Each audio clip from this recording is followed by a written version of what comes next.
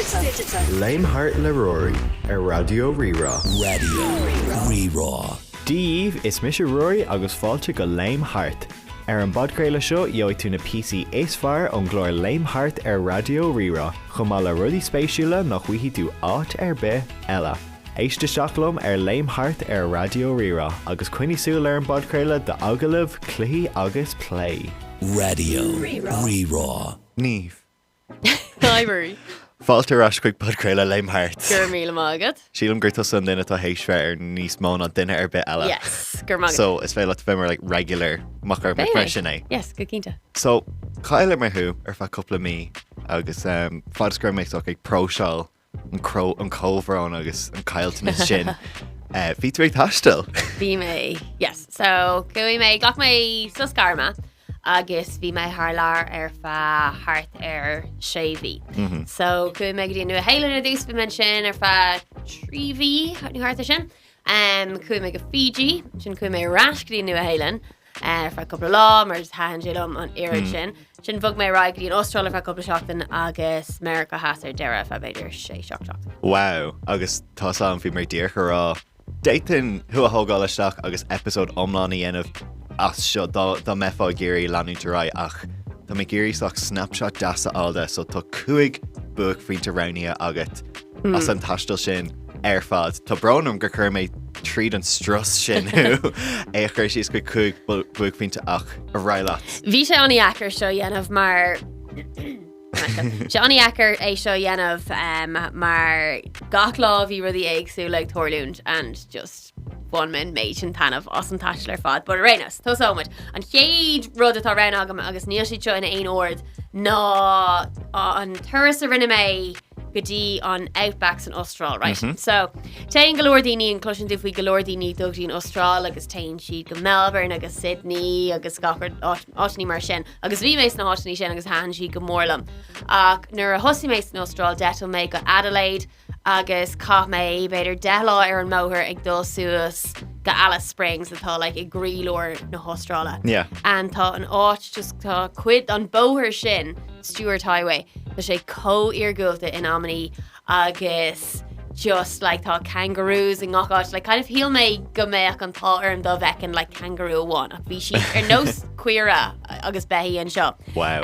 Agus bhí like reintas na balta a bhí like couple míle ó ein shoppanú ó ein rud and bhí sé just anna aisteach an Amity ach like ínta cinál an tíobh sin den Astráil eá freisin. So sin ifir a hain? Sin ifir a hain. Ifir a dó? Ifir a dó. Rinne mé turas lei go Glacier sa Nua Shéalann an Ilan ó Yas, Franz Joseph Glacier an tanamh air. Yeah. Agus go bonúsach tein tú ag an áit currentú turas in áirithe agus bíonn sé costasach dearhan gur cap mé beidir €3,000. A bhí anna costasach a gomrád le aon rud eile rinne mé ach cinál bhí sé ar an bucket list agam. So bhí agam agus mé ag fágáil na hairann gra mé géirí é seo dhéanamh. So chur mé turas an áirithe cúmar suas a helicopter rud a bhí ionach mar níor mé hééis bheith an helicopter a riamh.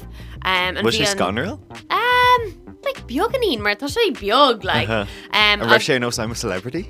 Bhí sé díreach but bhí an talam, bhí beidir cuaigh sa helicopter, but bhí an talam mar dúlam sí contosí, so bhí mé an aca leis an pilota. Yeah. So bhí an headset agam and bhí mé an leirt leis and bhí just glynne os mo cóir fad, so bhí raic ionta gagan. So bhí sin house and then bhí muid ag drap agus ag siúil ar an áir fa beidir 3 uair cléig den lá, so bhí sin harbór. But bhí an tá linn freisin mar tá mátá ein druk aimsir like gui láidir nó báisteach nó ein cinna rud mar sin curtain na turas ar gal agus tuirlíonn sin go minic. So an lá sulla ra mé ann ní ra ein turas ar an lá sin agus cui mé níor de landamid ar an áir agus iní sin den chuideile an lá bhí na cíine eile chur ar gal. Yeah, so bhí an tálam ach sin an darad ar an list. Darad, ifir a tree. So ifir tree is maidir le daoine because nuair tá tú ag teist le gcóirtha gur tréimh se cinál fada mar sin. Bhualann tú le go leor daoine agus an sin go minic, well thuirla sé dumsa beidir gur an tálam, bhuail mé leis na daoine céine in áiteanna eile ar down. So bhí sin bhí sin ancúis, gomnam gra mé má is Sydney ihe bháin agus bhí méid fannach le cuairde ón oscail atá na Coney is Sydney faoi láthair. Yeah. So bhí mé mollo a clubíthe aigen agus bhí Colleen OLA ach bhuail mé leihí a Fiji Bhí si i Sydney ar an lá céine, so tháinig si amach len freisin, and then bhí grúpa lads ó Canada a bhfuil mé lo in áit Ellis in Astráil, bhí si de Sydney freisin, so bhí mud cinál hééis grúpa de Gwine Difriúla a bhú le chéile agus bhí mar fad mó lena chéile. So bhí sin an cool, mar just rinne mé like anna cuid cuairte ó gach áitir down. Yeah. So sin iver trí. Iver cahar. Iver cahar, buan an cean seo le Fiji, mar chuaigh mé go bar I lór na farige i Fiji, Cloud9 an Tanamatáir. Oh, wow. And bhí sin ann féin go hálinn, ach nuair bhí mud an mod, bhí cahar aganine, bhfuilmid leis an grúpa lads seo bhí ag an mar freisin. It's just like rud mór aimid I lór na farige a ní ecinn tú aonrad timplairt and tá sé just... An gad it snáb sús compita. No. Siúlann tú sús go dtí brat. Is féidir dul isteach san airgad tá sé go hálinn. Bhí sé go te. Ach bhfuilmid leis an grúpa lads seo agus an post atá acu, ná bhfuil siad cinál mar crew do yacht, right? Agus is le Bert atá anna hever an yacht seo, agus nuair atá an virtual géirí dul ar sira gotí an Africas, tógan na lads an bod gotí an Africas. Oh, Fiji. Éonát, sé siad ó éonát. Oh, wow.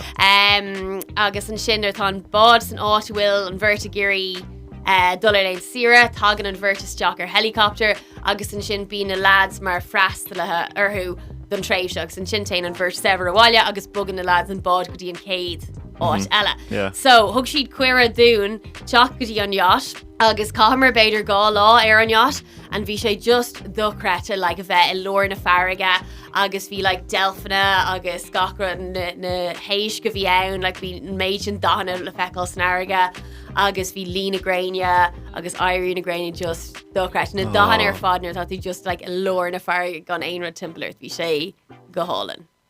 Iver a cuaigh. Iver a cuaigh. Bhain sé seo le Peru, so chuaigh mé go Peru ar fa cúpla seachtain agus rinne mé Machu Picchu agus bhí mé chun Machu Picchu ranú mar bhí sé tharbór agus tá sagad like tein an irid an tuasóir dhéann ceap mé beidir go mbeidh beaganín díach, but ní raibh bhí sé tharbór. But rud eile atá le déanamh is féidir dul ann ó Cusco, so bheith cinál sa chathair céine mata tú déanamh Machu Picchu. Agus sin Rainbow Mountain agus seanscoil Green Graph feici agus ar Instagram ar bíon golóir Green Graph go ar Instagram. Basically it's like slíomh mór atá ann agus just tá sé lán le dahanis na sedimentí agus na mineralí just cruthíonn sé like bowbáistí do gahanna ar an slíomh seo. Agus ní sé annach le beidir cuaigh ní sé bliana nús mar bhíoh sé clúdathe go thomláin le sneachta. Ach tuis gahrú éráid agus gachrad tan clúdach sneachta imethe chuid is mód an amnis agus daim sin na daoine áitiúla an like an showid seo agus inis is rud mór tuasúirta é. So tá sé ag airí anna gnóach like bíon anna go daoine ann so is gá tuas oil a héan anna luar maidin but bhí sin dochrate agus go hálan. It's not gá that nach mar an é seachtain a ghlacha amachas chuile rud eile chun Machu Picchu ana. Brahan sé tá cúpla turas, so má dhéanann tú like an Inca Trail is beidir seans gur seachtain é sin, but cosnín an Inca Trail like seach nó okay dúra tá anna cosach. So tá cinál gá rud eile dhéanann stíní like an Jungle Trail sin ar a mé, so bhí like whitewater rafting as ziplining mar cuid go, so it's trí lá bhí an, is féidir é dhéanamh an gá lá freisin mas míonat. And then tá cean eile an Salcantay, which is níos mó díorathe ar an siúl. But sin hart ar trí lá freisin. So no, mas a trí lá agat is lóir sin le. Okay. Sin go hálan. Sin anna chuid ó leis.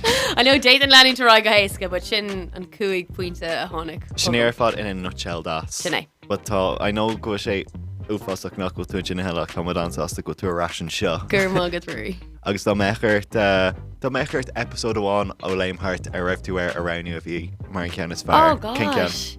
Yeah, an raibh rinne cean faoin Oireachtas nach dearna? No. Níarna? No, rinne mar cean faoi EP agus cean faoi Liam Gallagher.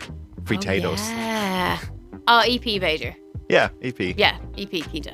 Agus ghlacham leis go tú dul an bhainte chuin. Tású le go. Yes, sin an plan. Ar spá, gur míle mágad Niamh. Gur mágad. Radio Rerá.